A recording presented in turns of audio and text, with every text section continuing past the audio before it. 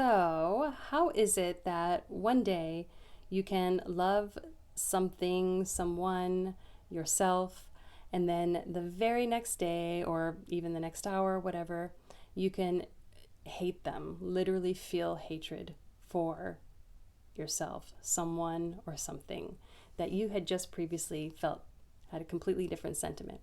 So, the message here is that clearly it's not that person, thing, or yourself that is the issue. What it is your perspective and the meaning you're making of an occurrence.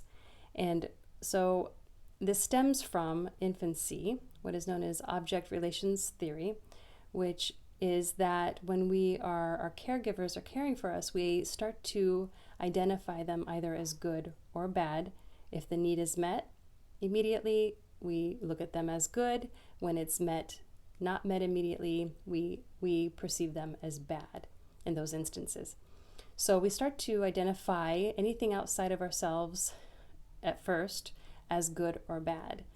And then it's very easy to, based on our perception of needs being met, to associate good or bad. And then we start to do this internally. We start to identify certain aspects of ourselves as good or bad. And where our ability and comfort comes from is recognizing that we can control the meaning we're making out of something. We can first identify, when we start to go toward those negative feelings, identify there must be something I'm perceiving as a threat to my needs here. Something's lacking.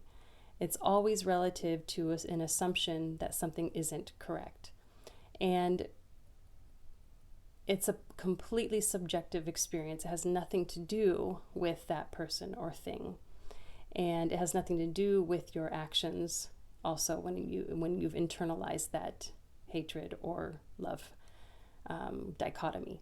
And so the point is to recognize, first just recognize that. That's where your power lies. It really lies within your perception.